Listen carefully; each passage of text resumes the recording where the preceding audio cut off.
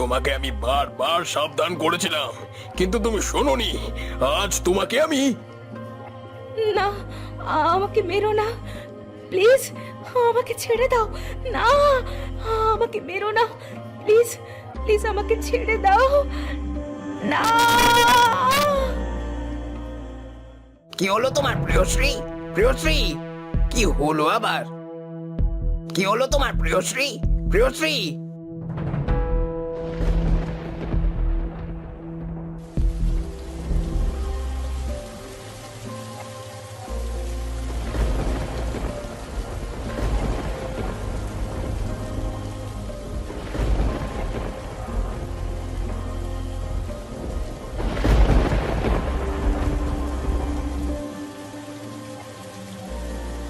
মা, ও মা, তোমার কি হয়েছে?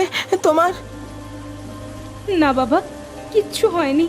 আমার কাছে আয় বাবা, আমার কাছে আয়।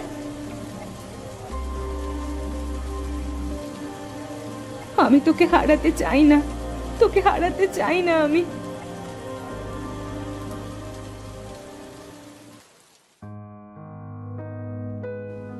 আচ্ছা, শুনেছি অভিনেত্রী প্রেয়সী নাকি হঠাৎ শুটিং সেটে অজ্ঞান হয়ে গিয়েছিল। হ্যাঁ, তেমনই তো শুনলাম। তা হঠাৎই কথা, নিউজ ফিডে কি এবার প্রেয়সীকে নিয়ে কোনো নিউজ ঘুরছে তোর? শোন, এই অভিনেত্রী প্রেয়সীকে আমার বরাবরই কেমন যেন অদ্ভুত লাগে। এত ভালো অভিনেত্রী, অথচ কোনো জায়গাতে কোনো ইন্টারভিউ নেই, নিজেকে কেমন যেন লুকিয়ে রাখার চেষ্টা করে। তুই কি বলতে চাইছিস বলতো? আমি প্রেয়সীর একটা এক্সক্লুসিভ ইন্টারভিউ নিতে চাই, তুই আমাকে হেল্প করবি প্লিজ? ঠিক আছে, আর দেরি কিসের, চলো তাহলে লেগে পড়া যাক।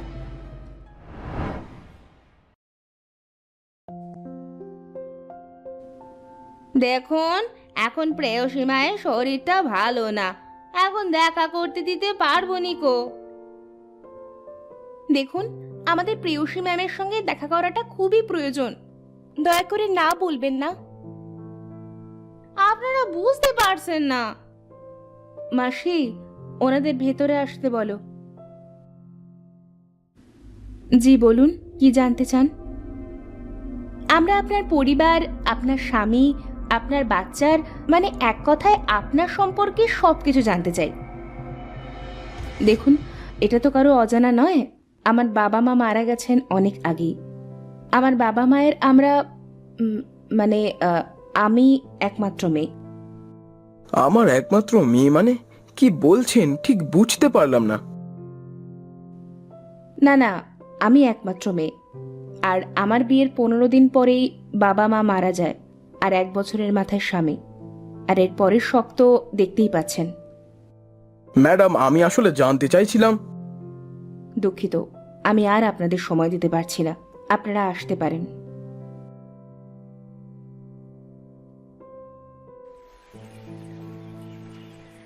আমার মনে কেমন যেন খটকা লাগছে। এই, তোর পাশেই ফ্রেম কিসের? তোর খটকাটা আমি এক্ষুনি দূর করে দিচ্ছি। প্রেয়সীর ঘরে ঢুকেই টেবিলের পাশে এই এই ছবিটার ফ্রেমটা দেখ। ছবিটা দেখে কিছুটা অদ্ভুত লাগে। মানে ছবিতে কি অদ্ভুত দেখলি? ঠিক করে দেখ, ছবিতে প্রেয়সীর মতো দেখতে মেয়েটার ডান গালে বড় একটা তিলের দাগ আছে। এটা যদি প্রেয়সী হয়, তাহলে সেই দাগটা কোথায় গেল? আর ছবিতে বাচ্চাটাকে ছোট বলেই মনে হচ্ছে। আমার কেমন যেন সন্দেহ হচ্ছে, ছবির প্রেয়সী আর বাস্তবের প্রেয়সীর মধ্যে অনেকটা তফাৎ। এই, তুই কি বলতে চাইছিস বল তো ঠিক করে। প্রেয়সীকে চোখে চোখে রাখতে হবে, বুঝলি? বুঝলাম, চল তাহলে। আমি জানি আমার ভুল হয়েছে, তাই বলে তুমি। হ্যাঁ, আমি চলে যেতে চাই। এই নিয়ে তোমার সাথে আমি আর কোনো কথা বলতে চাই না। হ্যাঁ, কিন্তু কাট। প্রিয়শ্রী, তোমাকে অনেক ক্লান্ত লাগছে, তুমি একটু বিশ্রাম নাও, আমরা আধা ঘন্টা পরে আবার শুরু করি। ঠিক আছে। উফ, মাথাটা হঠাৎ, উফ, আজ মনটাও কেমন যেন লাগছে। আজ আর শুটিং হবে বলে মনে হচ্ছে না। কেন রে, এখন তো তোর মন ভালো থাকার কথা। কে কে না, তুই মন খারাপ করলে যে আমারও মনটা খারাপ হয়ে যায়।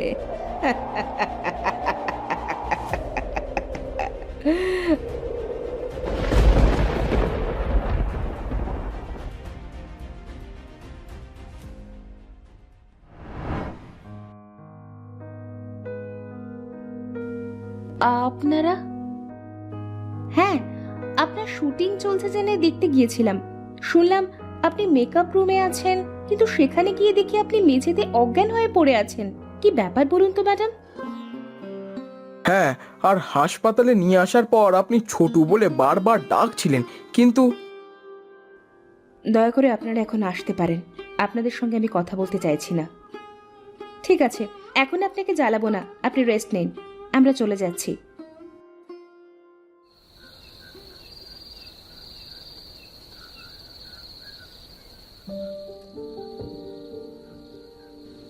এভাবে তিলে তিলে আমি শেষ হয়ে যাব। ও সব কিছু করছে ছোটুর জন্য। ছোটুকে আমি কাউকে দেব না, কাউকে না। কিন্তু কিন্তু ছোট কটা বাজে?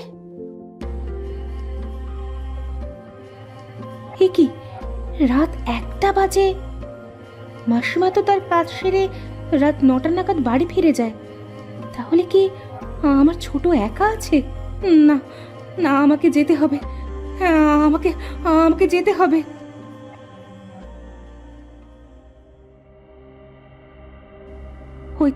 ওই তো একটা ট্যাক্সি দাঁড়িয়ে আছে। Taxi, taxi!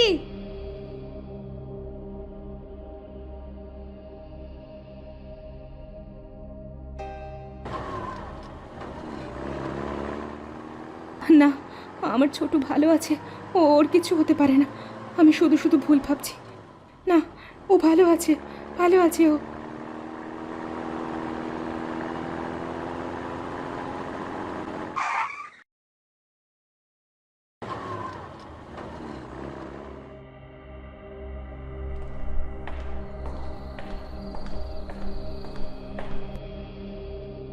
ছোট, ছোট, কোথায় কোথায় তুই?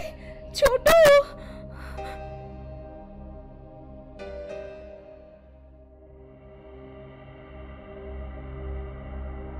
ছোট! না না না, ছোট, ছোট!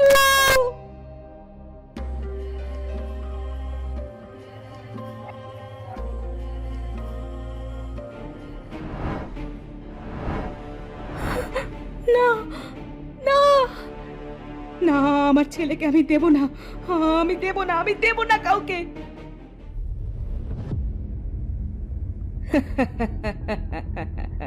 এটা তোর ছেলে? হাসালি রে, হাসালি। আমার ছেলেকে নিজের করার জন্য এত নিচে তুই নামতে পারলি? ছোট আমাকে মা বলে ডাকার আগেই তুই আমাকে এই দুনিয়া থেকে সরিয়ে দিয়েছিস। নিজের ছেলের মুখে মা ডাকটাও শুনতে দিসনি। আজ আমি তোকে শেষ করে দেব। না, আমার মাকে মেরো না, মেরো না আমার মাকে, দয়া করে। ও, আমার ছোট বুঝি তোকে মা বলে ডাকে? না না রে ছোট, আমি তোর মাকে নেব না। তোর মাকে কিছু করলে যে তুই অনাথ হয়ে যাবি রে, অনাথ হয়ে যাবি। চলি রে, চলি চলি, আর আমি আসবো না, না আর না, আর না। কিচ্ছু হয়নি বাবাই, এই দেখ আমি তোর কাছে আছি তো, এই দেখ। এবার সবকিছু না লুকিয়ে আমাকে খুলে বললেই আপনার মঙ্গল। আপনি? আমরা ছিলাম 2 যমজ বোন। ছোটবেলা থেকে বড় বোনকে কিছু পেতে দেখলে আমার হিংসে হতো। ওকে আমি সহ্যই করতে পারতাম না। বড় বোনের বিয়ের 1 বছরের মাথায় ছোটুর জন্ম হয়। সবাই ছোটুকে নিয়ে কি যে আনন্দ। কিন্তু ডাক্তারের একটা রিপোর্টে জানতে পারি আমি কোনোদিনও সন্তানের মুখ দেখতে পারবো না। বোনের সন্তানের প্রতি হিংসে রাগ আমার আরো বেড়ে যায়। একদিন একদিন খাবারের সাথে বিষ মিশিয়ে বোন আর বোনের জামাই দুজনকেই আমি মেরে ফেলি, আর বোনের ছোট্ট এই বাচ্চাটাকে নিয়ে কলকাতায় চলে আসি। আর এরপরে সবকিছু তো আপনার জানা। কিরে, অফিসে আসতে আজ এত লেট? কাল সারা রাত কি করছিলিস বলতো? এই প্রেয়সীর কোনো রহস্যের উদ্ঘাটন করতে পারলি? না, ভাবছি প্রেয়সীর পিছনে দৌড়ে আর লাভ নেই, এবারে অন্য কেস ধরতে হবে। মানে? মানে কিছু কিছু সময় দোষ